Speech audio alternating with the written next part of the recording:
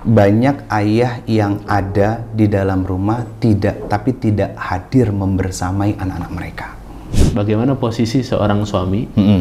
Bagaimana seharusnya seorang istri kepada mertuanya? Dan bagaimana seorang mertua kepada menantunya? Selain sebagai seorang istri, belajar dalam tanda kutip menjadi seorang ibu untuk suamimu. Karena dia adalah bayi besar yang belum sedewasa dan setua usianya. Laki-laki yang hebat itu mereka siap untuk hidup susah. Tapi laki-laki yang hebat tidak akan membiarkan istri dan anak-anaknya kesusahan dalam hidupnya. Kita mau menurunkan ego kita. Karena yang membuat kita tersulut itu kan ego. Yang membuat kita susah berdamai dengan pasangan itu ego. Artinya merasa si paling.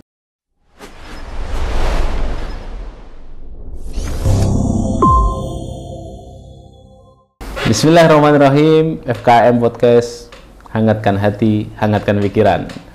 Bersama tamu mulia kita, Ustadz Ridho Febri dari Bandung. Assalamualaikum Ustadz. Waalaikumsalam warahmatullahi wabarakatuh Ustadz. Sehat Ustadz? Alhamdulillah, alhamdulillah. Masyaallah. Antum tambah seger aja sekarang Ustadz. Dengan izin Allah Ustadz. Karena ada yang rawat. Wih, ada yang rawat. Wah, langsung Ustadz. Antum terlalu menyindir Ustadz. Kasian para kameramen kita Ustadz. Belum ada yang rawat Ustadz. Iya. Sehat semua Ustadz, keluarga? Alhamdulillah, alhamdulillah. Sehat, ya? Alhamdulillah dengan izin Allah, berkah dari doa antum juga Ustadz. Ini kedua kalinya Ustadz ya. Kedua kalinya silaturahmi Semoga kesini. bisa 3 kali, 4 kali dan seterusnya. Semakin sering insya Allah Ustadz. Ya, insya Allah Gera Wakaf FKM ini rumah ramah untuk semua. Masya Allah. Tagline-nya begitu. Rumah ramah gitu Ustadz. Rumah ramah untuk semua. Masya Allah. Iya Ustadz. Kalau ke Solo harus mampir sini Ustadz. Insya Allah ya. Insya Allah ya Ustadz pasti. Iya, Masya Allah. Gimana Ustadz? Sehat semua ya? Alhamdulillah. Acara dakwah tambah padat dan merayap Ustadz. Amanah dari Allah Ustadz. Karena memang kalau nggak disibukkan dengan kebaikan, khawatirnya disibukin sama kemaksiatan Ustadz. Masya Allah. Itu yang paling ditakutin. Itu jadi ya berarti ya. Disibukin sama Allah dalam hal seperti ini, disyukuri dan dinikmati. Disyukuri. Berarti Masya Allah. ada peluang dan potensi pahala yang nggak bisa kita raih hanya dengan ibadah sholat, puasa, dan tilawah Quran Ustadz. Masya Allah. Salah satunya silaturahmi.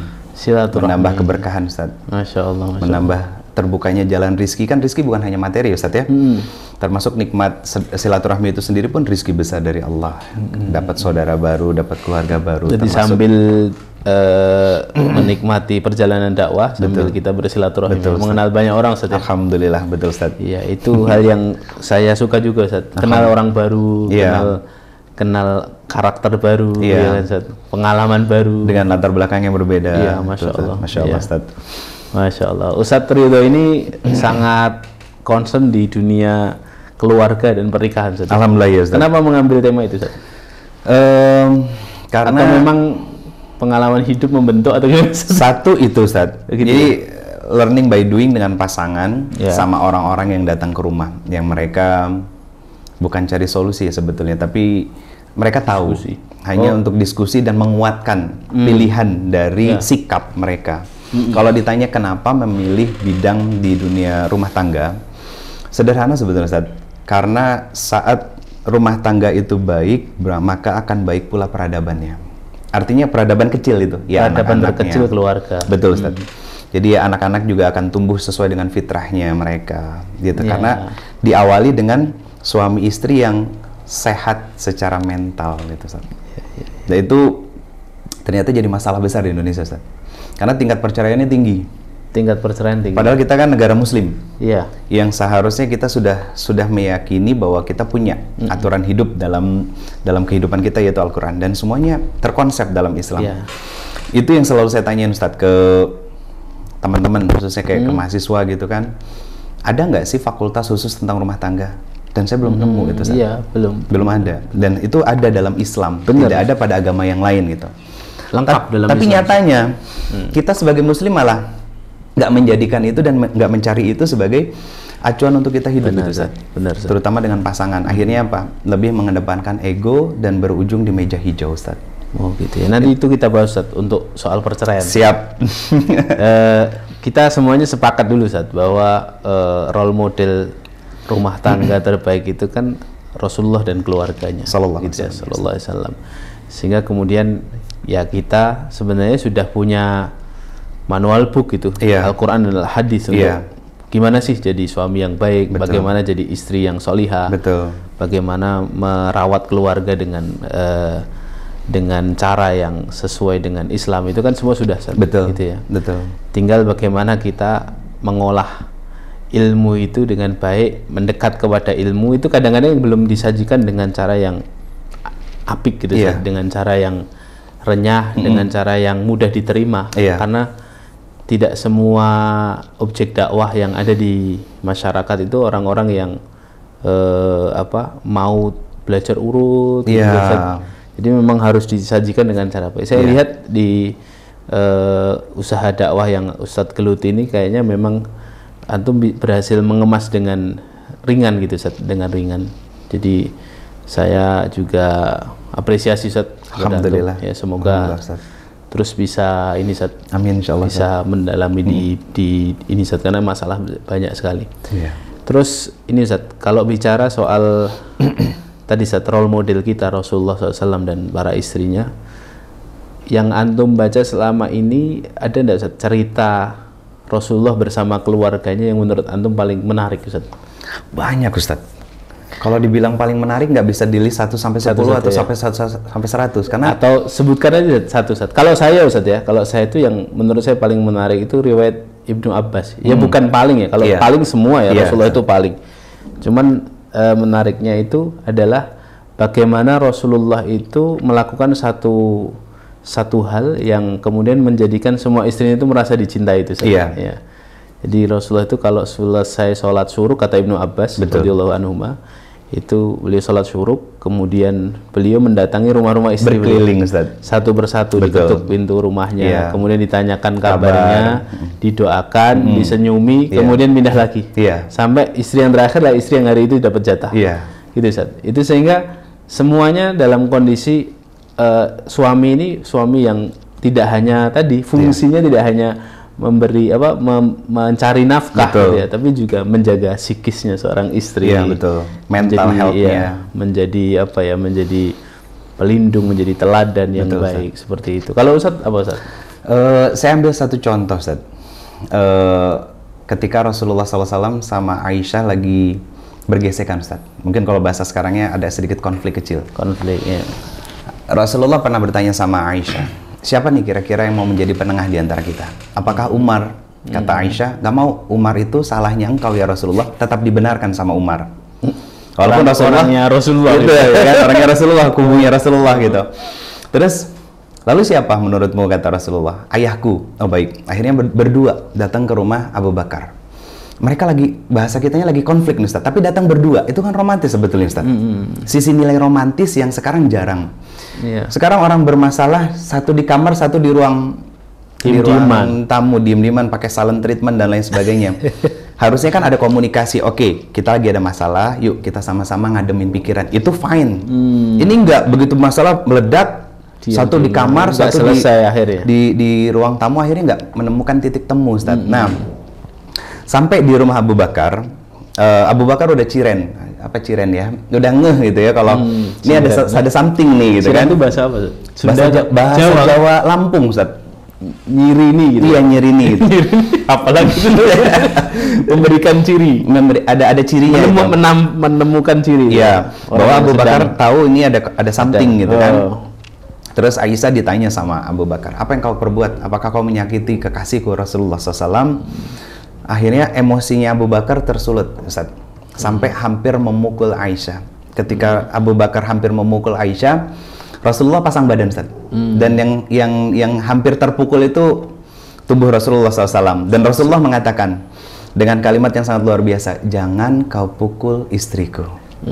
Padahal sebelumnya lagi bahasa kitanya ngambek-ngambekan, Ustaz. Iya. Seketika Rasulullah kemudian melihat ke Aisyah, mengatakan bahwa lihat, ayahmu ingin memukulmu, tapi tubuhku melindungimu dari amarah ayahmu. Itu sesuatu yang sekarang tuh susah, Ustaz. Ngambek-ngambekan, marah sama pasangan, ya akhirnya masing-masing ego yang muncul. Bukan untuk saling mencari solusi dan melindungi satu sama lain. Dan itu sesuatu yang menjadi krisis paling besar sekarang, Ustaz. Benar. Ketika sepasang suami istri datang ujian, baik itu dari internal masing-masing, personal, atau dari luar, tidak segera untuk mencarikan solusinya. Akhirnya ujungnya banyak sekali kasus-kasus perceraian Ustaz ya. Dan laki-laki paling mudah banget mengatakan, ya udah kamu pulang ke rumah orang tuamu. Gitu ya. Iya. Ya Allah. Terus aku talak kamu dan lain sebagainya. Itu gampang banget Ustaz. Gampang ya. Yang seharusnya kan dia menjadi pelindung. Benar. Bagi istrinya. Walaupun pada kasus ini konteksnya Aisyah yang memang dengan sikap manjanya beliau, akhirnya Rasulullah memberikan pengajaran kepada kita bahwa boleh melibatkan pihak ketiga yang amanah dan adil untuk menjadi jembatan atas masalah diantara kita dengan pasangan kita, Ustadz. Itu hikmah besarnya. Benar. Terus romantismenya tetap dijaga. Rasulullah sama Aisyah datang bareng, dan bahkan puncaknya itu Rasulullah menjadi tameng atas marahnya Abu Bakar terhadap Aisyah, Ustadz. Artinya kadang kita kalau lagi ada masalah sama pasangan itu, Masya Allah, mulut nggak bisa dijaga Ustadz, aibnya dibuka keluar. Yang bahaya itu ketika perempuan salah cari kuping Ustadz. Salah cari kuping. Ya? Iya, ceritanya keluar, bestinya, gitu kan. Atau bahkan teman SMA, tapi bahayanya laki-laki ternyata. Nah itu yang saya sebut buaya rambutnya hitam, Ustadz. Buaya rambutnya hitam Ustadz itu. Jadi mereka yang masuk di momen-momen yang ketika setan membukakan jalannya, titik terendah dari masing-masing. Itu hikmah besar yang satu diantara banyak kisah romantisme yang Rasulullah bersama dengan para istri-istrinya. Dan masih banyak lagi Ustaz. Masih banyak lagi Ustaz. Sekali ya. Iya, harus dibuka. Jadi sebenarnya gitu. Cukup Ustaz ya. Cukuplah Rasulullah itu menjadi teladan ya. Sangat. Tidak perlu mencari teladan yang lain kan. Iya, role model terbaik itu memang beliau gitu. Iya. Sat, berbicara soal perceraian tadi Sat. Saya sebelum kesini tadi buka data itu. Ternyata angka perceraian 2022 Sat. Karena datanya 2023. Itu ternyata yang paling tinggi itu dari 6 tahun terakhir itu 2022. Ini padahal udah 2024 ya Sat. Iya. Itu ternyata ada 516.000 kasus per tahun Sat. Iya. Artinya berarti per bulan itu saya bagi tadi ada 43.000 kasus per bulan. Per bulan. Berarti per hari ada 1.430-an kasus. Jadi setiap hari ada 1.430 sekian kasus keluarga yang pisah, yang memutuskan untuk bercerai kan, berpisah gitu Ustaz. Dan ternyata faktanya itu didominasi oleh kalangan generasi muda Ustaz. Artinya milenial dan pasangan muda lah. Gitu Ustaz. Nah, itu kan kemudian justru hasil data seperti ini itu menyebabkan tadi Ustaz, orang jadi insecure mau menikah kan Ustaz. Betul. Nikah muda itu nanti gampang bosen. Akhirnya orang tidak menikah. Padahal kalau orang sudah ba'ah dan tidak menikah, jatuh pada perzinaan Mas. Betul. Ya kan? Jatuh pada perzinaan karena itu sudah fitrah kan. Kebutuhan bawah perut itu kan fitrah seperti kebutuhan perut gitu kan. Betul Ustaz. Ya, kebutuhan kita seperti makan dan minum. Nah, itu gimana Ustaz menurut Antum, tanggapan Antum Ustaz? Statement pertama gini Ustaz. Konflik dalam rumah tangga yang bahkan berujung pada perceraian itu bukan karena kita nggak paham cinta Ustaz. Kita tuh ngerti. Cinta itu pengertian, kasih sayang, dan lain sebagainya. Itu fitrah ya, cinta itu fitrah. Tapi pada kenyataannya banyak dari masing-masing pasangan ini tidak bisa mengekspresikan cinta kepada pasangan. Nah itu PR-nya Ustaz. Cara mengekspresikan butuh ilmu. Makanya di Quran surat ke-80 surat Abasa ayat 27 Ustaz. Allah menggunakan kata habba itu artinya adalah benih, seed. Artinya untuk benih itu bisa tumbuh dan menghasilkan buah terbaik berarti kan dengan ilmu. Beda halnya ketika benih itu ada di tangan orang biasa Ustaz, maka dia akan sembarang lempar, tumbuh. Tapi ada potensi besar untuk gagal tumbuh. Kenapa? Dia tertiup angin, ya kan? Terus dia karena ngelemparnya di tempat sembarangan mungkin keinjak dan lain sebagainya. Akhirnya patah di tengah jalan gitu kan. Sama halnya seperti rumah tangga. Kebanyakan orang nikah modalnya dua Ustaz. Satu modal cinta, kedua modal harta, pekerjaan, status sosial. Lupa dengan yang ketiga nih Ustaz. Modal ilmu bagaimana menjadi seorang istri, ilmu bagaimana menjadi seorang suami. Artinya seharusnya seorang istri itu mentreatment suami itu bukan dengan cara suami, tapi dengan kelebihan yang diberikan Allah kepada seorang istri. Apa? Sifat lemah lembutnya Ustaz. Itu bakalan meruntuhkan ego dan gengsinya seorang suami. Contoh sederhana gini, kebanyakan istri, "Pa, angkat galon." Istri di dapur, suami di ruang tengah. Suami ngedenger, pasti jawab iya. Tapi nggak langsung merespon untuk melakukan apa yang diminta sama istri. Beda halnya kalau istri mendatangi suami, duduk di samping suami gitu kan, dan mengatakan bahwa, "Pa, sayang, Soleh, suamiku, tolong angkatin galon, mama nggak kuat." Itu mereka akan tergerak dengan segera, walaupun harus mengulang mungkin 2 kali, yang ketiga kali. Tapi dengan sikap lemah lembutnya itu dia bisa mentreatment suaminya dengan cara yang baik. Begitu juga ketika seorang suami mentreatment seorang istri, Ustaz. Harus dengan cara laki-laki. Apa? Kelapangan hatinya, keluasan kesabarannya, dan kebesaran pemaklumannya, Ustaz. Kan laki-laki itu seperti itu. Sifat ar-rajul ya, Ustaz ya. Sifat superlatif yang memang Allah amanahkan kepada seorang laki-laki. Nggak bisa pakai cara emosi, nggak bisa ikutan baperan juga gitu kan. "Kamu kenapa sih? Kok hari ini manyun terus?" Nggak bisa dengan cara interogasi seperti itu. Tapi dengan kedewasaannya didatangi istrinya yang mungkin manyun, mungkin ketika lagi nyuci piring, Ustadz, gelas sama piring beradu kencang, tiba-tiba nutup pintunya jeleger gitu kan, dihampiri istrinya, "Sayang, kamu lagi capek ya? Udah nggak usah dikerjain semuanya, yuk kita keluar. Kamu mau jajan apa?" Oh, Masya Allah, Ustadz. Itu kan kedewasaan, Ustadz.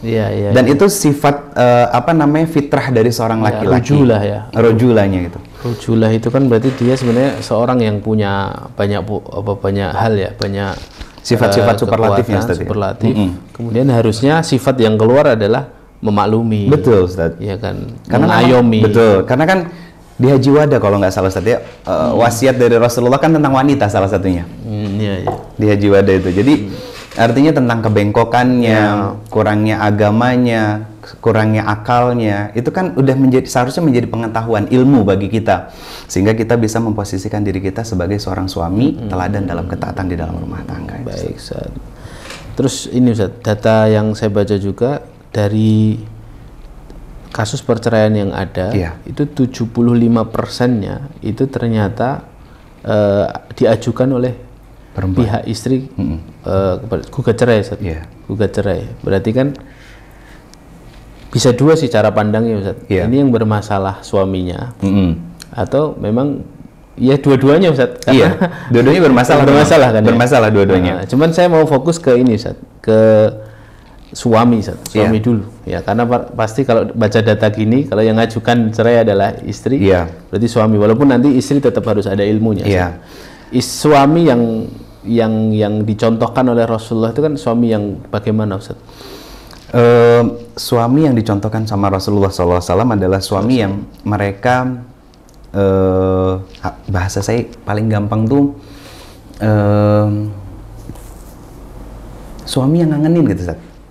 Suami yang ngangenin. Artinya gini, kadang kan gini, kalau istri itu udah nyaman sama suaminya, belum berangkat udah ditanya pulang, Ustaz. Pulangnya jam berapa? Iya, gitu. Jadi adanya itu dilendotin, ketika perginya selalu dikangenin, Ustaz. Itu simpelnya. Itu simpelnya, Ustaz. Karena apa? Gini, itu kan butuh ilmu, Ustaz, untuk bisa pada tahap itu. Artinya istri merasa bahwa saya tempat yang di nyaman, treatment like a queen gitu. Jadi seperti seorang ratu. Dan yang hanya bisa mentreatment seorang ratu kan seorang raja. Gitu. Jadi ketika adanya selalu dilendotin, dia senang bermanja gitu kan, dia senang bersama dengan suaminya gitu kan. Bahkan kadang, Ustadz, seorang suami juga bersikap kekanak-kanakan kepada istrinya, akhirnya nyaman hatinya kan. Berarti di mata seorang istri ini suami yang ramah, suami yang... tapi bukan ramah sama wanita lain, Ustaz. itu digarisbawahi sama kita. Jadi ramahnya itu betul-betul hanya kepada istri gitu, istrinya. Kan? Jadi dia nggak malu, dia menanggalkan gengsinya terhadap istrinya, bermanja sama istrinya, kayak anak kecil. Padahal dia adalah pangeran gagah. Tapi saat di rumah, dia betul-betul menjadi dirinya sendiri, bermanja, terus dia India-Indiaan mungkin kejar-kejaran di rumah, bercanda gitu kan. Itu suami yang akan menghadirkan bekas di dalam jiwa seorang istri ketika dia nggak ada. Minimal tidurnya susah, Ustaz. Si istrinya? Iya. Kalau nggak samping suami? Kalau nggak samping suami. Karena aroma tubuh suami itu udah menjadi sesuatu candu buat seorang istri, Ustaz. Di mana, Ustaz, itu anak tangga untuk menjadi suami yang ngangenin, Ustaz? Pertama Ustaz, tentu pintu pertobatan Ustaz. Satu itu. Pintu pertobatan. Pertobatan lewat situ dulu. Gimana tuh? Karena kita sebagai seorang laki-laki khususnya sadar bahwa kita punya keterbatasan dalam ilmu. Artinya dari pintu pertobatan ini nanti terbuka kesadaran bahwa saya butuh ilmu. Yang kedua, duduk di majelis ilmu pasti Ustaz, belajar. Berarti satu kesadaran dulu ya? Iya. Wah, saya ini masih... Bahwa apa yang saya lakukan ini sebagai seorang suami bukan hanya sekedar cari nafkah. Maka harus ada pertobatan saya dengan Allah. Dan pertobatan saya dengan istri. Artinya permintaan maaf, bahwa mungkin bertahun-tahun selama ini cara pandang saya sebagai seorang suami salah.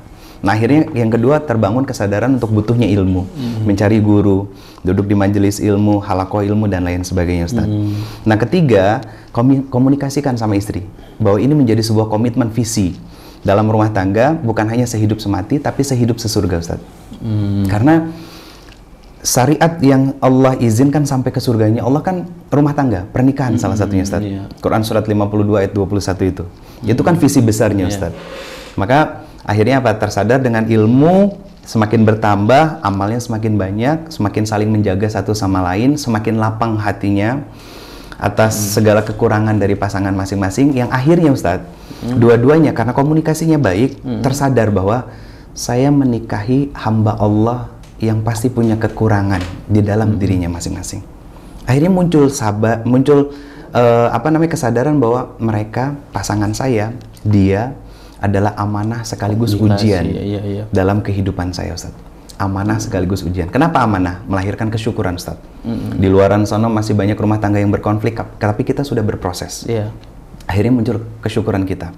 Kenapa ujian? Karena segala kekurangan dari pasangan kita itu akan menjadi ujian bagi kita, dan nilainya adalah sabar. Nilainya sabar Ustaz. Jadi itu dari sudut pandang laki-lakinya. Nah sudut pandang perempuannya rata-rata Ustaz, kebanyakan ini kalau secara umum, kebanyakan perempuan yang salah meletakkan ekspektasinya Ustaz. Ekspektasi kepada suaminya, terhadap pasangannya. Karena saat kita meletakkan ekspektasi bukan kepada Allah tapi kepada manusia, berarti kita tidak sedang membiarkan hati kita tersakiti dengan sengaja Ustaz. Kecewa ya pasti ya. Pasti kecewa. Gitu. Kayak contoh, susah payah pagi sudah bangun, nyiapin makanan, masak dan lain sebagainya. Harapan istri sangat satu. Suami memuji masakannya. Begitu nggak dipuji, dia manyun. Moodnya turun. Mood seharian turun. Ya itulah karena kenapa tadi ada poin ilmu Ustaz untuk suami. Karena saat bertambahnya ilmu seorang suami, dia akan lebih terbangun kesadaran, kepahaman dia tentang istrinya bahwa booster mood paling besar bagi seorang istri itu adalah pujian dari suaminya. Jadi satu sama lain ini memang dua-duanya salah Ustaz. Kalau bahasa sederhananya, simpelnya saya ambil kesimpulan, suami yang kurang ilmu, istri yang salah meletakkan ekspektasi. Terus ekspektasi tadi gimana Ustaz? Harusnya bagaimana Ustaz? Harusnya tetap diletakkan kepada Allah. Harus diletakkan kepada Allah bahwa saya ini punya suami, dia bukan Muhammad dan saya pun bukan Khadijah radhiyallahu anha. Artinya ada kesadaran bahwa kekurangan suami pasti ada lebih dalam diri saya yang untuk menyempurnakan dirinya. Dan kebanyakan Ustadz yang saya temui dari kasus-kasus yang datang ke rumah, itu suaminya banyakan, saya bisa bilang mayoritas punya inner child. Nah disinilah positioning seorang istri. Di mana Ustadz inner child itu Ustadz? Coba contoh sederhananya yang saya ambil kesimpulannya begini Ustadz. Ciri suami yang punya inner child itu mereka ketika ada konflik di dalam rumah tangga, satu, kalau nggak emosinya meletup-letup, yang kedua silent treatment sama pasangan. Tidak ada sisi kedewasaan, karena memang tidak ada role model dari ayahnya dulu dan tidak diajarkan secara langsung, gitu. Nah akhirnya apa? Yang jadi korban istrinya. Dan salahnya istri apa? Tidak mengenali siapa suaminya Ustaz. Karena kebanyakan orang menikah mengenali pasangannya di detik setelah akad ke masa sekarang, tapi tidak mencari tahu tentang di detik menjadi akad ke masa lampaunya. Bagaimana orang tuanya mendidik, bagaimana orang tua membesarkan, dan itu yang menjadikan membentuk karakter pasangan kita sekarang.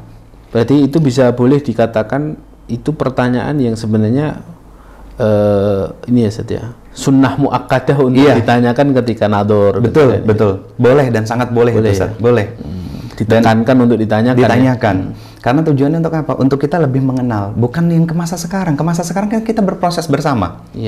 Tapi ke masa di belakangnya Ustaz. Seperti apa, bagaimana, terutama kayak misalkan ternyata suami kita anak pertama. Pasti ada ekspektasi besar dari orang tuanya. Untuk apa? Karena anak laki-laki pertama biasanya itu dididik untuk menggantikan ayah terhadap adik-adiknya nanti, Ustaz. Dan biasanya nilai perhatian, kasih sayang, pengertian dari orang tua, bahkan pengajaran itu akan berkurang saat adik datang. Adiknya lahir. Iya. Karena saya ngalamin, Ustaz. Gitu ya. Saya ngalamin, Ustaz. Tapi gini, Ustaz, nanti orang akan bertanya, Ustaz. Kalau kita ngelihat masa lalu dia, ya maka ya nanti orang yang masa lalunya nggak bagus tidak ada hak dia untuk dinikahi gitu, Ustaz. Gimana, Ustaz?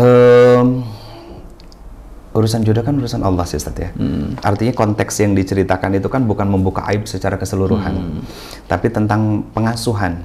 Karena saya rasa sekarang penting, Ustaz.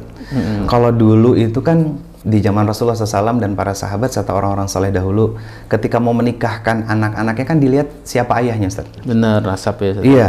Dan rata-rata kan mereka anak-anak yang tumbuh dengan kasih sayang yang luber dari orang tuanya. Kenapa? Karena antara aktivitas mencari maisha dengan rumah itu kayak jauh.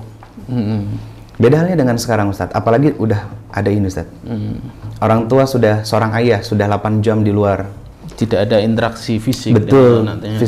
Physical touchingnya kurang sama anak-anak gitu. Akhirnya ini agak lebar, Ustaz. Ada satu kalimat akhirnya. Banyak ayah yang ada di dalam rumah tapi tidak hadir membersamai anak-anak mereka. Nah, ini saya baca di kitab Tuhfatul Maudud, Ahkamul Mauludnya Imam Ibnu Qayyim Al-Jauziyah, Ustaz. Sebab kerusakan anak-anak itu sebab utamanya adalah ayah. Ketidakhadiran, salahnya memberikan nafkah, tidak adanya keteladanan, tidak adanya pengajaran, tidak adanya pendidikan dari seorang ayah kepada anak-anaknya. Sebesar itu ternyata, Ustaz. Rongga yang harus diisi. Siapa yang bisa ngisi kasih sayang dari seorang istri, Ustaz? Kelembutannya, kesabarannya. Jadi kalau bahasa saya ke teman-teman para akhwat itu, kalian selain sebagai seorang istri, belajar dalam tanda kutip menjadi seorang ibu untuk suamimu, karena dia adalah bayi besar yang belum sedewasa dan setua usianya. Kadang sifat kekanak-kanakannya masih muncul, pengen di ngertiin, egonya muncul, marah tiba-tiba. Bahkan ada Ustadz yang cerita, Ustadz, bagaimana suami saya kalau dia marah tuh seperti tidak melihat saya adalah istri yang sudah bertahun-tahun mendampinginya, Ustadz. Saya bilang, itu inner child, anak kecil di dalam dirinya. Dan dia akan selalu mencari tempat untuk meluahkannya orang yang lebih lemah daripada dirinya. Siapa? Istrinya. Iya, Ustaz. Yang kita bahas tadi kan ini, Ustaz. Yang kita bahas tuh, ya mesti ini banyak suami yang masalahnya di inner child. Iya. Yang terus akhirnya karena si istri tadi tidak melihat dulunya bagaimana. Iya. Nah, kalau kejadian, Ustaz, kalau sudah kejadian ya, dan sudah nikah kan, berarti nggak ada pilihan, Ustaz. Iya. Nggak mungkin solusinya hanya perceraian, ya, Ustaz. Nah, itu apa yang harus dilakukan seorang istri, Ustaz? Nah, itu pertama, pajak ditanggung pemenang itu, Ustaz. Iya kan? Pajak ditanggung pemenang, Ustaz. Itu pertama. Yang kedua, harus mencari fasilitator, Ustaz. Jadi gini, banyak orang salah cari tempat untuk berkonsultasi. Bukan hanya, saya menyebutnya gini, bukan hanya berilmu, tapi juga paham tentang psikologi pernikahan, psikologi Islam tentang pernikahan itu, Ustaz. Karena artinya lebih luas, Ustaz. Karena gini, kalau ridho secara pribadi, ada orang yang datang ke rumah, Ustaz. Itu wajib suami istri, tidak boleh sebelah. Kalaupun harus datang sebelah dulu, besok dia harus bawa pasangannya. Kalau enggak, saya nggak akan terima lagi cerita apapun. Biar adil, Ustaz. Jadi satu cerita A, satu cerita B. Nanti kita ngambil garis tengahnya. Nah, di situ kita baca psikologinya mereka seperti apa, kepinginnya mereka seperti apa. Sebenarnya secara default kan sederhana, Ustadz, keinginan dari masing-masing. Seorang suami ketika di rumah, pinginnya, sisi kawamahnya tidak diinjak-injak oleh istrinya. Berarti kan nilai lebihnya apa? Berarti istri bersikap lemah lembut dalam segala hal, termasuk ketika minta tolong, fitrahnya dia. Sama, seorang istri apa yang diinginin? Diperhatiin, kasih sayang, dimanjain. Sebenarnya intinya itu aja. Sederhana sebetulnya. Sederhana sebetulnya Ustaz. Cara menyelesaikannya memang harus duduk bareng. Duduk bareng. Sehingga apa yang dikatakan istri itu benar nggak ini? Iya. Dikonfirmasi nggak oleh Betul. suami? Suami juga demikian. Dan jangan pernah keluar rumah sebelum masalah itu selesai, kecuali bersama untuk cari mediator Ustaz. Kenapa Ustaz? Kalau sudah keluar rumah tapi masalah itu belum terselesaikan Ustaz, khawatirnya setan yang membukakan jalan untuk menyimpang. Baik suami maupun istri. Ya. Ya kan itu janjinya setan Ustaz. Ma yufariqu nabihi bainal mar'i wa jauzi. Aku akan cerai-beraikan mereka. Prestasi terbaiknya setan ya. Iya Ustaz. Di mata iblis. Di mata iblis. Dan bahkan di Quran surat ke-6 ayat 112 Ustaz. Allah mengatakan bahwa setan itu kan dua wujudnya. Wujudnya jin, wujudnya manusia. Nah, yang bahaya ini manusia. Ketika ternyata berkonflik rumah tangganya, kemudian dia ketemu sama temannya, bukan memberikan solusi, tapi justru malah mengompori, itu bahaya. Tuh kan sis, apa aku bilang juga gitu.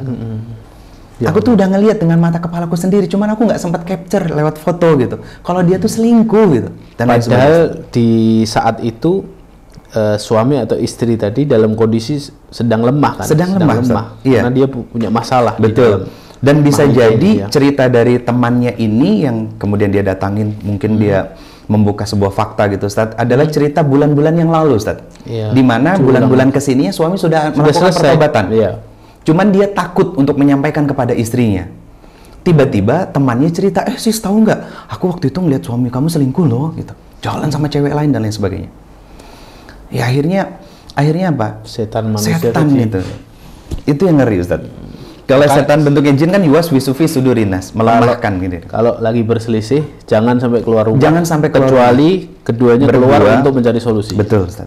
Untuk mencari fasilitator. Iya, fasilitator. Karena apa? Kalau perlu di rumah memang, tapi ada ngomong, ada komunikasinya, Ustaz. Mah, sayang, Umi, yang ngambil sikap suami atau boleh juga istri.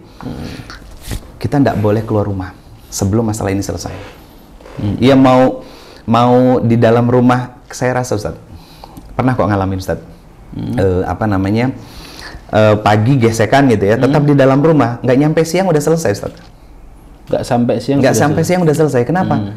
Kan kita sudah bertahun-tahun bersama gitu ya, terus tiba-tiba bersama tapi diem-dieman itu nggak enak Ustaz. Nggak ada enaknya sama sekali Ustaz. Yang akhirnya datang gitu kan. Ganjel ya, ada yang ganjel. Iya, maafin aku ya, gitu.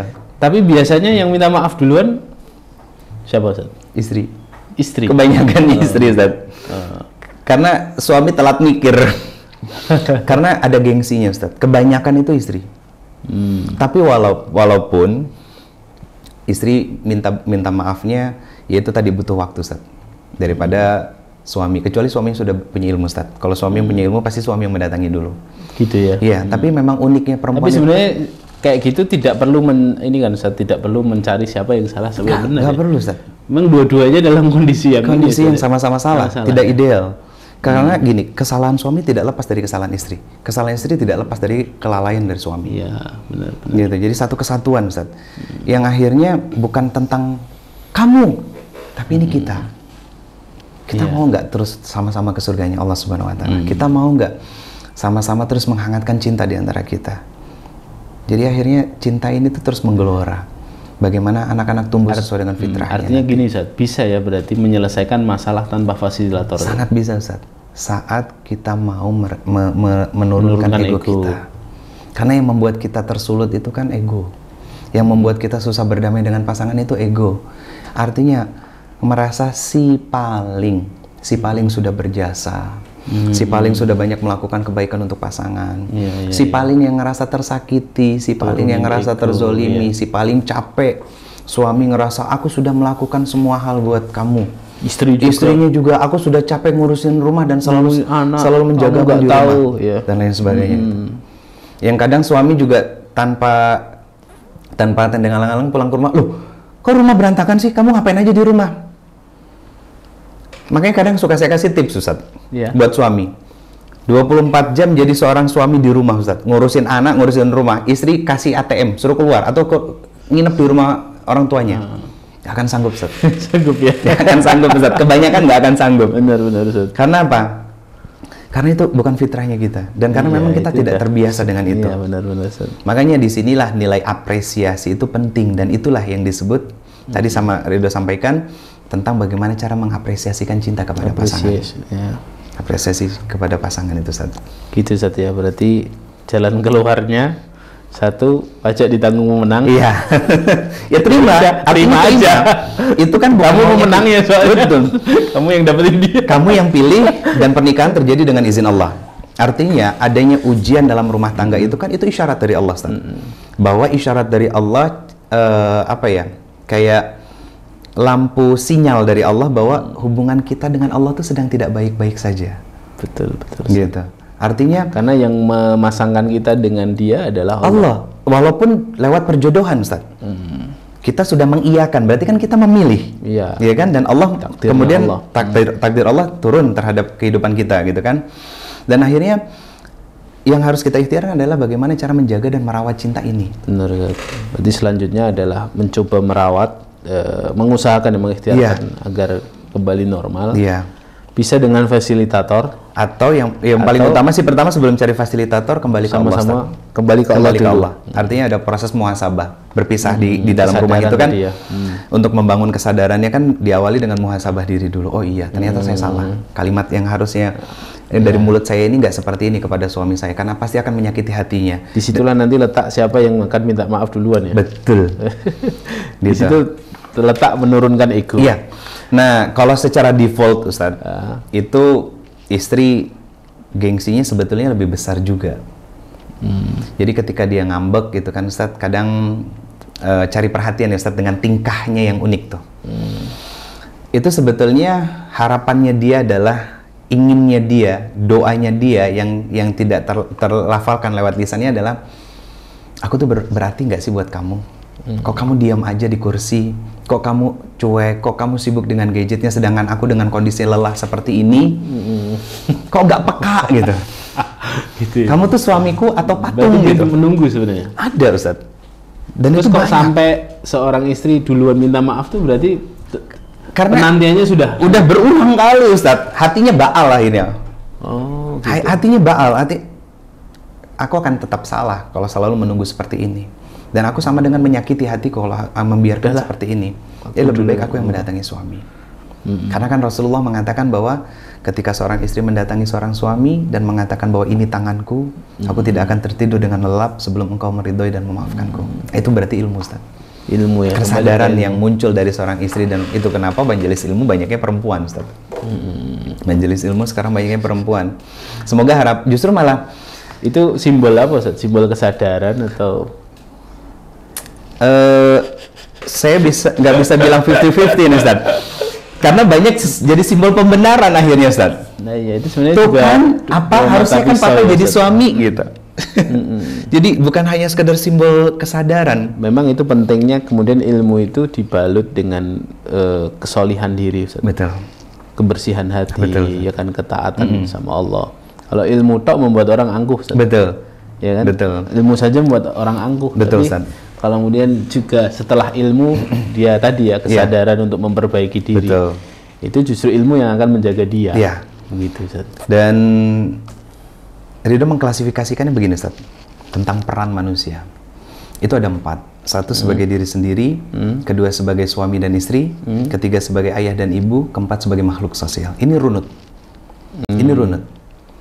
Artinya jangan berharap kita bisa menjadi seorang istri atau suami yang khidmat dan bisa melayani serta ngemong menjadi teladan untuk pasangan masing-masing sebelum kita selesai dengan urusan kita dengan Allah.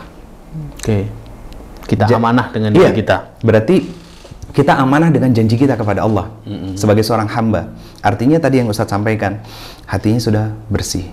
Dalam proses pembersihan hati, ya kan? Menuntut ilmunya untuk itu. Betul. Tidak meletakkan ekspektasi dan harapannya kepada pasangan, tapi hanya kepada Allah. Begitupun jangan berharap kita bisa sukses menjadi seorang ayah dan ibu untuk mendidik anak-anak kita kalau peran sebagai suami istrinya belum baik. Gitu, Ustaz. Dan jangan berharap punya nilai rapot yang bagus juga terhadap lingkungan sosial kalau ketiga ininya masih bermasalah. Gitu. Keluarganya masih Ya, bermasalah. ini runut Ustadz, empat ya? peran ini. Masya Allah. 4 peran sebagai diri sendiri, sebagai suami dan istri, sebagai ayah dan ibu, dan makhluk sosial. Iya, Ustaz. Masya Allah. Kemudian Ustaz, mayoritas sebab perceraian itu ternyata kalau saya buka data itu dari 516.000, Iya. 288.000, berarti lebih dari 50%. Iya, betul. Berarti sekitar 60%. Itu ternyata disebabkan bukan dari faktor ekonomi, melainkan karena pertengkaran, cekcok, tidak sepaham, perselisihan, komunikasi kan intinya. Kalau antum selama ini berinteraksi dengan banyak pasangan suami istri dengan kasus yang semisal itu, Ustaz, itu apa Ustaz? Poin-poin yang harus dipegang, kaidah utama yang harus dipegang Ustaz, untuk menjaga komunikasi berjalan dengan baik, Ustaz. Pertama, bahwa kita menikahi seseorang yang jelas berbeda dengan kita. Itu pertama. Berbeda ya. Berbeda, Ustaz. Isi kepala berbeda. Isi kepala. Latar belakang. Jenis kelamin udah jelas beda. Latar belakang pasti beda. Ya, terus kemudian berbeda ya. Pengasuhannya juga berbeda. Itu pertama.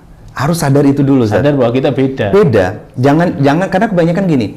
Suami nuntut istri sesuai dengan kemauannya. Dan istri kepengen terhadap suaminya sesuai dengan kemauannya juga. Tanpa memahami bagaimana kondisi latar belakang dari masing-masing keduanya. Oke. Itu harus dulu kesadaran pertama. itu. Harus sadar bahwa kita tuh berbeda. Yang kedua, harus punya kesadaran untuk mengupgrade diri dengan ilmu. Itu penting banget, Ustaz. Dan sebetulnya sekarang ilmu parenting itu kan mudah diakses, Ustaz. Cuman masih banyak ilmu parenting yang urusannya orang tua sama anak. Tapi ilmu maksudnya ilmu apa nih, Ustaz, secara spesifik? Apa ilmu yang antum maksud ini? Jika hubungannya dengan tadi komunikasi. Kalau Ridho ngambil secara spesifiknya ilmu bagaimana menjadi seorang istri dan bagaimana menjadi seorang suami, Ustaz. Sehingga gini, seorang istri itu identik dengan cerewet bawel, sedangkan suami sedikit. Nah, itu kan berarti kan nggak bisa istri nuntut suami tiba-tiba lagi keluar rumah telepon, ya kan? Teleponnya di luar rumah gitu kan? Kok lama setengah jam nggak balik-balik gitu kan? Terus begitu pulang ke rumah, dari siapa Pak? Dari teman Pak Andi misalkan. Emang kenapa? Dia lagi curhat ada masalah sama istrinya. Kenapa harus curhatnya di luar rumah? Nah, ya ini kan personal saya, mohon maaf nggak bisa cerita sama Bunda misalkan gitu. Oh, jadi Papa nggak percaya sama aku? Nggak bisa seperti itu, Ustaz. Artinya dari masing-masing ini harus memahami tentang bahwa personality, karakter, terus psikologi laki-laki dan perempuan itu jelas beda. Termasuk juga seorang laki-laki ketika seorang perempuan capek itu kan biasanya sedikit tantrum, Ustaz. Ada aja tingkah pola yang dilakuinnya gitu kan. Dan seorang laki-laki harus peka, nggak bisa dengan gayanya laki-laki juga gitu, dengan sesama gayanya laki-laki, tapi harus dengan cara kelembutan perempuan, mendatanginya. Kenapa sayang? Capek, lelah, yuk kalau perlu jalan, kamu makan apa? Mungkin selama ini berarti lebih ke lebih ke tafahum ya, menguatkan rasa saling memahami satu sama lain. Jadi kesadaran tentang berbedanya kita sebagai seorang laki-laki dan perempuan. Yang kedua betul-betul saling memahami, saling mengenal, Ustaz. Mengenalnya itu bukan hanya secara fisik. Kalau fisik itu bisa uzur, bisa menjadi tua, bisa menjadi renta. Tapi kalau sifat itu dinamis, Ustaz. Suami sudah pensiun, pulang ke rumah, ada tantangan besar yang akan dihadapi seorang istri. Post-power syndrome, Ustaz. Post-power syndrome. Begitu juga seorang suami ketika sampai di rumah. Yang dihadapannya bukanlah bawahannya, tapi wanita yang harus dijaga perasaannya, harus dijaga hatinya, dan kita pun harus menjaga sikap terhadap istri kita. Tidak sekonyong-konyong seperti bawahan di kantor atau di tempat kerja kita, di tempat usaha kita dan lain sebagainya. Jadi itu harus betul-betul dipahami, Ustaz. Dan itu kenapa disebut sebagai ibadah terlama? Karena memang bukan setiap pekan, setiap bulan, setiap tahunnya ada perubahan, Ustaz. Justru dinamisnya itu kita dengan pasangan itu bahkan setiap hari, jam, menit, dan detik. Benar. Itu harus tetap dibangun, dijaga kesadaran bahwa ya bukan berarti seorang ustadz, seorang kiai, seorang syekh, ulama sekalipun baik-baik saja rumah tangganya, tetap ada masalahnya kok. Iya. Cuman hebatnya beliau-beliau ini terjaga sakinahnya karena masalah itu tidak pernah sampai keluar dari pintu rumah. Yang terjadi apa? Dia terbangun kesadarannya bahwa kita berbeda. Ayo kita selesaikan masalah ini dengan cara bagaimana dulu orang-orang terbaik itu menyelesaikan. Artinya mendudukkan diri kita sesuai dengan fitrah iman. Bukan fitrah ego, bukan keinginan. Aku maunya begini, aku maunya begitu. Enggak. Tapi dengan fitrah iman, Ustaz. Benar. Itu yang ketiga. Jadi ketika ada masalah, membangun komunikasinya di atas fitrah iman, bukan fitrah ego. Jadi satu, sadar tentang perbedaan. Kedua, tentang pentingnya ilmu, memahami lebih dalam tentang pasangan masing-masing. Ketiga, membangun komunikasi itu di atas fitrah iman, bukan fitrah ego. Jadi yang jadi anchornya adalah bagaimana orang-orang terbaik dahulu menyelesaikan masalah. Di antara bentuk fitrah iman itu, kita sadar bahwa Allah takdirkan kita menikah dengan pasangan kita, itu untuk mengisi kan. Betul. Iya kan, Ustaz? Mengisi kantung pahala dan kebaikan yang tidak bisa kita beli, kita raih dengan ibadah-ibadah yang lainnya, Ustaz. Iya. Gitu. Ya itu tadi poin besarnya ketika sudah 3 ini, Ustaz, kita hidupkan dalam rumah tangga kita, terbangun komunikasi atas dasar fitrah iman, akhirnya kesadarannya semakin luas, Ustaz. Oh iya, suami saya ini adalah amanah dan ujian dari Allah. Istri saya ini adalah amanah dan ujian dari Allah. Artinya siap siaga memposisikan diri ketika terutama menjadi ujian. Ketika menjadi ujian. Tapi kalau sudah dibangun dengan fitrah iman, ujian pun akan orientasinya pahala kan? Dikembalikan lagi kepada Allah. Iya. Yang dicari ridhonya Allah, Ridho Ustaz. Allah. Yang dicari bagaimana Allah senangnya, bagaimana Allah maunya gitu, Ustaz. Benar, Ustaz. Masya Allah. Kemudian, Ustaz, faktor yang kedua itu ekonomi, Ustaz. Iya. Iya kan? Ekonomi itu apa yang apakah seorang suami itu sebelum menikah harus menyiapkan segalanya, Ustaz? Kadang-kadang kan begitu ya. Suami nggak pede nih, akhirnya menunda nggak nikah gitu. Itu jadi hal yang pokok nggak sih, Ustaz? Maksudnya ini untuk teman-teman mungkin yang sedang menyiapkan pernikahan. Singgalilah ya. Iya, sebelum nikah itu apakah harus kerjaannya mapan dulu, apakah harus punya rumah dulu, gitu, Ustaz. Baik, kalau jawaban dari Ridho secara pribadi, Ustaz, dan dari hasil yang Ridho ilmu Islam ini, bahwa tidak harus mapan seorang laki-laki untuk memutuskan menikah. Yang terpenting dia punya pekerjaan, Ustaz, dan punya penghasilan. Artinya sudah siap untuk memberikan nafkah kepada pasangannya, istrinya, dan mempersiapkan kehidupan selanjutnya saat punya anak, pendidikan dan lain sebagainya. Komitmen berarti? Iya, betul. Karena apa? Rizki itu sudah ditetapkan sama Allah Subhanahu wa Ta'ala. Yang belum itu adalah nilai kebahagiaan kita bersama dengan pasangan. Artinya, selain mempersiapkan pekerjaan untuk sumber nafkah kita kepada istri, yang harus lebih kita fokuskan adalah ilmu, Ustaz. Karena kemapanan materi belum tentu kemapanan mental. Gitu ya? Iya. Kemapanan materi itu banyak, tapi akhirnya buktinya apa ya? Sekarang perceraian banyak terjadi. Tidak berbanding lurus ya. Dengan itu kemapanan mental, Ustaz. Materi yang banyak tidak menjamin seorang bahagia. Betul. Artinya kesiapan mental itu jauh lebih utama daripada kesiapan materi. Fondasinya ilmu. Betul. Karena begini, Ustaz, Ridho cerita sedikit. Flashback 12 tahun yang lalu, Ridho nikah jobless. Jobless? Iya, baru resign, bikin buku sama kawan, resign dari salah satu provider besar di Indonesia. Sempat usaha, ditipu sama orang, ratusan juta hilang gitu kan. Kemudian ya yang Ridho syukuri adalah ketika datang ke orang tua dari istri, itu diterima dengan lapang, Ustaz. Diterima dengan lapang. Dan disitulah Ridho punya keyakinan laki-laki itu ketika menikah atas dasar iman dan dia kemudian mau mencukupkan ilmu di dalam dirinya, akan lebih kreatif untuk bertahan hidup dan menghidupi keluarganya. Sehingga ada istilah gini, laki-laki yang hebat itu mereka siap untuk hidup susah, tapi laki-laki yang hebat tidak akan membiarkan istri dan anak-anaknya kesusahan dalam hidupnya. Artinya ada proses yang dia lakukan untuk memberikan yang terbaik untuk istri dan anak-anak. Gitu. Karena rizki kan sudah dijamin. Yang belum itu kesiapan mental. Berarti kebanyakan perceraian karena faktor ekonomi itu sangat besar faktornya karena mentalnya seorang dari kedua-duanya, suami dan mentalnya seorang istri. Iya, istri ketika awalnya suami bekerja, gaji cukup, tiba-tiba suami harus keluar dari pekerjaannya. Akhirnya apa yang terjadi? Akhirnya yang terjadi istrinya tidak siap dengan bahasa kasarnya, kemiskinan hidup. Benar, istri tidak siap mental. Iya. Artinya kan gini, berarti kan ini kedua-duanya.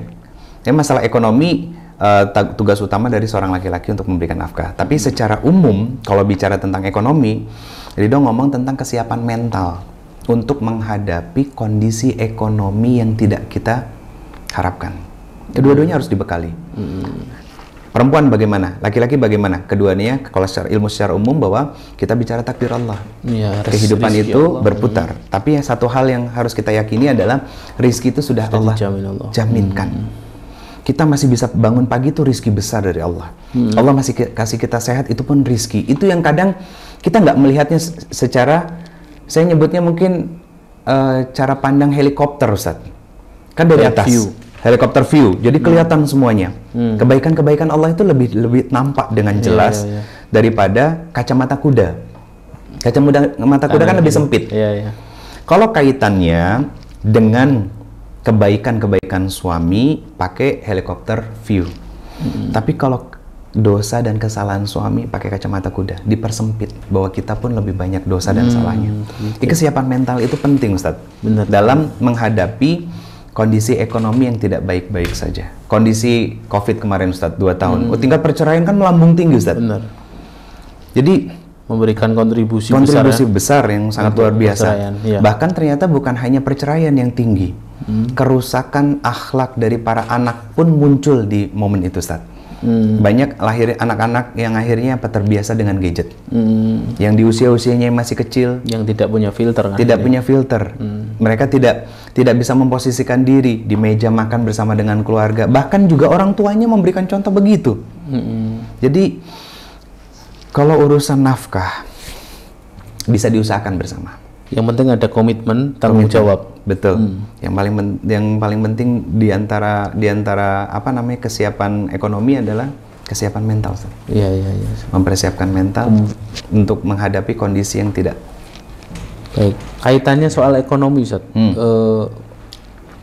Kadang-kadang kemudian seorang istri memutuskan untuk membantu suaminya bekerja, wanita karir, Ustaz. Ya mungkin niat awalnya baik, Ustaz. Ya ada yang niat awalnya memang ya meringankan suaminya lah. Ada juga yang memang dia sejak kecil terbentuk sebagai wanita karir, gitu, Ustaz. Tapi kan terus akhirnya kadang menyisakan problem, Ustaz, ya. Betul. Problem yang akhirnya justru tidak ada waktu suami istri, kemudian amanah-amanah di rumah, tanggung jawab kewajiban seorang istri tidak terpenuhi. Suami juga merasa kurang terlayani dan sebagainya. Itu untuk wanita karir sendiri ini kan juga bukan pilihan yang mudah, Ustaz. Kadang-kadang ya pilihannya hanya itu, Ustaz. Itu bagaimana, Ustaz? Baik, Ustaz. Untuk menjadi seorang wanita karir yang bersuami dan juga beranak, itu tantangannya memang besar, Ustaz. Besar ya. Pasti akan ada yang dikorbankan. Suami dan juga anak-anak. Kenyamanan suami dan pendidikan anak-anak. Itu pasti akan menjadi korban besar. Kalau Ridho sih selalu menekankannya begini, Ustaz. Islam memang tidak melarang wanita untuk bekerja. Tapi pastikan saat seorang wanita bekerja dan dia sudah bersuami, bukan hanya dengan izin suami, tapi dengan keridhaan suami. Kayak contoh sederhana gitu. Apa bedanya, Ustaz? Izin keridhaan? Keridhaan itu akan menggali hati dari suaminya. Lepas nggak suaminya? Kadang izin itu ya udah kan kamu udah dari dulu emang udah kerja, toh mama sama papa tapi kamu masih ada yang ganjel sininya. Nah itu butuh duduk bareng, Ustaz. Bicara dari hati ke hati. Mas, Pa, Abi, sebetulnya ridho nggak sih Abi, Ayah kalau aku kerja? Tolong jujur, betul-betul jujur gitu. Nanti keluar itu, Ustaz, bahwa aku tuh sebenarnya agak keberatan. Kenapa? Ya kebayang aku capek pulang ke rumah, ternyata kamu nggak ada di rumah, kamu masih lembur gitu kan, sedangkan anak-anak juga terbengkalai dan lain sebagainya gitu. Ridho sangat menghormati suami yang mengizinkan istri untuk tetap bekerja. Tapi Ridho lebih sangat bangga kepada suami yang mereka meminta istrinya untuk berhenti kerja dan dia yang banting tulang untuk mencukupi kehidupan di dalam rumah tangga. Karena izin dengan ridho itu sesuatu yang tipis, sekatnya Ustaz. Hijab itu tipis. Contoh gini, ada pengajian Ustaz. Ini yang selalu Ridho ingatkan kepada para muslimah. Yeah. Datang ke sini udah dengan izin suami dan keriduan suami atau cuman sekedar ngasih tahu?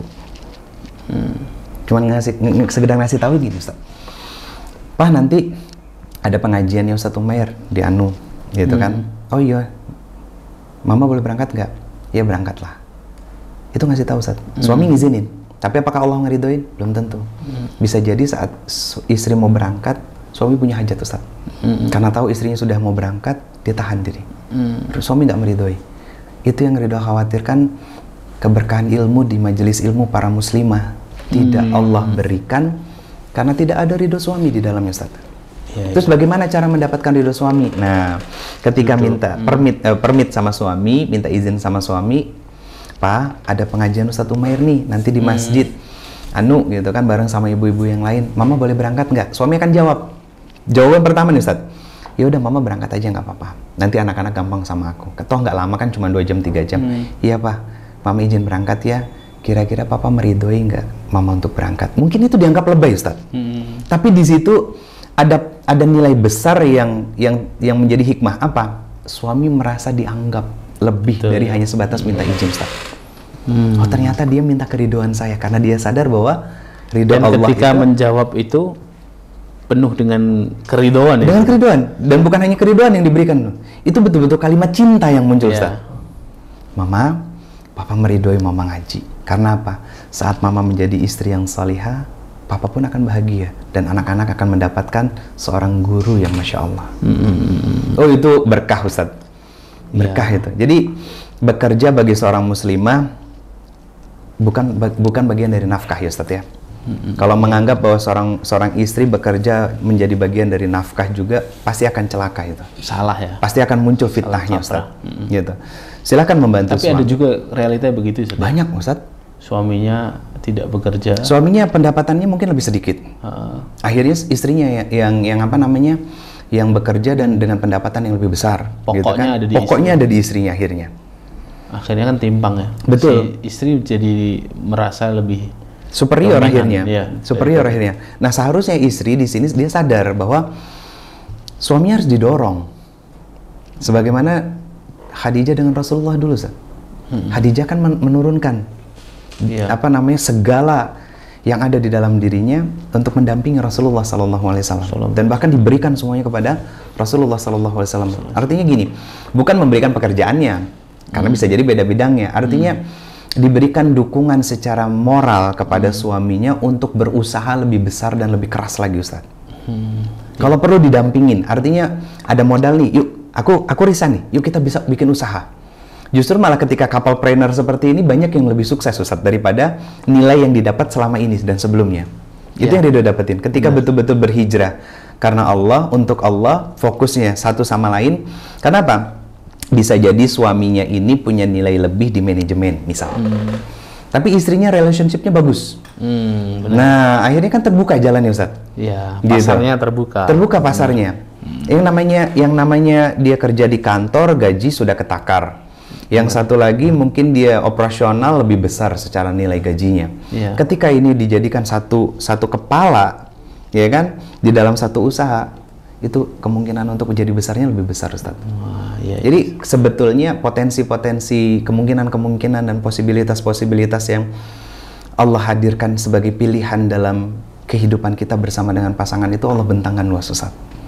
Tinggal mau nggak kita melihatnya dengan kacamata kejernihan pikiran dan hati, sehingga tidak saling menyalahkan. Tapi saling berkompromi untuk jalan bareng. Bagaimana menjaga kita dengan pasangan kita untuk selalu bersama. Masya Allah. Dalam kebaikan-kebaikan yang Allah ridhoi, Ustaz. Masya Allah. Iya, Gitu. Ustaz. Satu Ustaz, pertanyaan sebelum kita closing Ustaz. Ini udah lama nih. Dari kolom komentar sebenarnya Ustaz. Ada suami yang punya statement, saya itu harus bakti sama orang tua, sama ibu saya, karena ibu saya ini segalanya. Kalau enggak saya jaga hubungan dengan ibu saya, nanti nanti saya tidak sukses dunia akhirat gitu ya. Nah, itu dikatakan di hadapan seorang istri. Yang tentu seorang istri itu seakan-akan sudah tidak ada nilai lagi kan gitu. Sebenarnya kan itu bagaimana seorang suami memposisikan diri kan. Antara konflik yang sering terjadi antara mertua dan menantu. Betul. Ya. Betul, Ustaz. Kalau kita bicara mertua vs menantu ini, Ustaz, ya kan? Ini kan masalah klasik, Ustaz. Betul. Berarti kan ada tiga aktor di sini. Bagaimana posisi seorang suami, bagaimana seharusnya seorang istri kepada mertuanya, dan bagaimana seorang mertua kepada menantunya. Itu gimana, Ustaz? Gini, Ustaz. Ini klasik banget dan banyak banget rumah tangga hancur karena masalah seperti ini. Yang pertama, seorang suami nih, Ustaz, seorang suami harus memisahkan kehidupan bersama pasangannya dari orang tuanya. Itu dulu. Gitu ya. Itu dulu. Karena kalau masih dalam satu atap dengan orang tua, berarti mertua bagi istri kita, itu pasti akan muncul gesekan-gesekannya. Mau seakrab apapun. Tapi seringnya gesekan tuh menantu perempuan ke ibu mertua. Kalau menantu laki-laki ke ibu mertua jarang ya? Jarang. Jarang. Ya? Karena gini, Ustaz, seorang ibu punya anak laki-laki terus menikah, egonya seorang ibu tuh tetap ada. Ini tiga-tiganya kena dulu nih langsung nih. Apa egonya? Loh, aku yang sudah membesarkan dia, aku yang melahirkan dia, itu egonya ada. Jadi pengen menjadi yang prioritas utama. Saya belajar dari seorang ustadz begini, Ustadz. Seorang suami khidmat, berbakti kepada orang tua itu sangat bagus. Dan seorang suami bisa memberikan kecukupan dalam nafkah lahir dan batin kepada istri, itu sangat bagus. Artinya sikap suami harus di tengah-tengah, Ustadz. Tidak bisa condong salah satu. Kalau kita pakai ilmu syariat, kalau Ridho ngambilnya begini, Ustadz. Dalam konsep infak itu ada infak sunnah dan infak wajib. Infak wajib Ridho ambil dulu, itu ada zakat. Yang pertama, yang kedua nafkah. Nafkah ini diberikan kepada siapa? Kepada istri. Dalilnya Quran surat keempat ayat 34 salah satunya. Nah, kalau yang sunnah itu sedekah. Sedekah kepada siapa? Diberikan yang paling baik. Quran surat kedua ayat 215 kepada orang tuamu. Artinya seorang laki-laki dahulukan istrimu, ketika sudah cukup maka bantulah orang tuamu. Artinya bantu orang tuamu itu didorong juga sama istrinya. Karena apa? Seorang istri ketika dia bisa mendorong suaminya untuk berbakti kepada ibunya, orang tuanya, berarti dia adalah seorang ibu yang siap akan mendapatkan baktinya juga dari anak dan menantunya nanti, Ustaz. Gitu ya. Adil di sini berarti kan juga orang tua dari istri, ibu dari istri tetap ibunya. Tetap ibunya. Artinya di sini dikasih, di sini dikasih, di sini dimuliakan, di sini dimuliakan. Baik. Kalau untuk suami sebenarnya kalau dia sudah terpondasi dengan ilmu, sebenarnya tidak ada masalah. Nggak ada masalah sama sekali. Tapi kadang posisi suami yang sulit, Ustaz. Posisi suami ketika memang keduanya ini berselisih kan. Jadi kalau belain istri nanti ibunya takutnya durhaka, takut itu pasti ada rasa takut durhaka. Kalau belain ibu juga ini amanah dari Allah. Amanah ini gitu kan, Ustaz. Gitu ya. Jadi apa bahasanya? Berkewoh ya, Ustaz ya? Berkewoh, bukan berkewoh ya, Ustaz ya. Kayak bukan. Semacam merasa bersalah juga. Ya kan? Gitu loh, Ustaz. Kadang-kadang begitu. Nah, itu kan berarti posisi istri dan mertua yang posisi menantu dan mertua ini yang harus juga paham posisinya kan, Ustaz. Betul. Kalau sadar diri. Sadar bahwa posisi dia itu dia punya suami. Betul. menantu mertua juga ini punya anakmu tanggung jawab. Anakmu ini juga nanti dilema nih. Iya. Lah itu gimana Sat? Nasihat buat kedua pihak ini Sat. Oke, kepada para ibu, kalau bahasa Ridho gini, biasanya nyampein kepada para muslimah yang ummahat Sat. Ayolah kita sebagai seorang ibu tahu diri. Betul kita yang melahirkan, betul kita yang membesarkan dengan curahan kasih sayang, ya. Bukan berarti kita tetap dalam tanda kutip memiliki putra kita saat mereka sudah menikah. Dia punya kehidupan yang baru. Dan satu hal yang harus kita syukuri adalah anak kita bisa mengajak menantunya untuk sayang sama kita. Itu lebih bagus. Kenapa? Itu kan hasil didikan kita. Iya. Jadi itu kesadarannya tetap harus disampaikan, Ustaz. Benar itu, poin besar. Gitu. Iya. Artinya apa? Ini pun bisa jadi hasil didikan dari orang tua kita dulu. Sehingga doa kita, Rabbana hablana min azwajina wa dzurriyyatina qurrata a'yun waj'alna lil muttaqina. Anak-anak cucu keturunan yang menyenangkan, yang bisa terus menjadi sebab kebaikan-kebaikan dalam rumah tangga kita, dalam keluarga kita gitu, Ustaz. Nah, juga istri harus dipahamkan sama suaminya. Dengan kalimat yang tentu dengan kalimat-kalimat yang baik, Ustaz, bahwa sayang, mau bagaimanapun beliau adalah ibu. Gitu. Tetap harus kita prioritaskan. Setelah prioritas utama rumah, aku sebagai seorang suami tetap akan memprioritaskan ibu. Kenapa? Walau bagaimanapun, kalau tanpa adanya beliau, aku nggak akan pernah ada di dunia ini. Sama halnya seperti kamu juga seorang ibu. Nanti kamu akan dikarunia anak-anak yang soleh dan soleha. Yang nanti saat kita bisa bakti sama orang tua kita, orang tua dari kamu, orang tua dari aku, anak-anak kita juga akan bakti terhadap diri kita. Itu harus dengan betul-betul emosi yang clear, Ustaz. Jadi pikirannya itu jernih, hatinya juga jernih, hatinya tenang. Nah, ini kan fitrah kedewasaan, fitrah rojul sebagai seorang laki-laki, Ustaz. Yang sekarang jarang ditemui di masyarakat umum. Jarang bukan berarti nggak ada, tapi jumlahnya nggak banyak. Istri dituntut dengan kalimat, ya kamu harus taat dong, kamu harus hormatin dong orang tua aku, karena mau bagaimanapun, kalimatnya betul. Tapi caranya kurang tepat, Ustaz. Karena kebaikan itu harus diiringi dengan ketepatan. Apalagi dengan pasangan, apalagi ini dengan orang tua. Sama, mau bagaimanapun juga kan dia istriku, anak dari ibu dari anak-anakku gitu. Kan mama sama papa yang selama ini sudah meridhoi dan lain sebagainya. Tetap rasa cemburu itu pasti ada. Nah, cuman itu tadi, ketika waktu luang, berbagi waktu berkualitas dengan masing-masing keluarga. Bisa dengan orang tua kita, nanti berikutnya dengan orang tua dari pasangan kita. Gitu ya. Nah, kemudian satu momen gabungin tuh. Jadi biar nggak saling membandingkan, muncul zone. Saling muncul zone. Bareng tuh. Kita sama istri, 2 pasang sekaligus, Ustaz. Nginep gitu kan. Quality time bareng, ketawa bareng, saling tukar cerita. Oh, itu lama-lama jadi cair, Ustaz. Nah, sesuatu yang mengganjal itu akan sirna perlahan. Masya Allah, Masya Allah. Ini nih, untuk kita semua ya. Untuk nasihat diri lidah sendiri, Ustaz. Baik, Ustaz. Terakhir, Ustaz. Nasihat buat kali ini buat teman-teman yang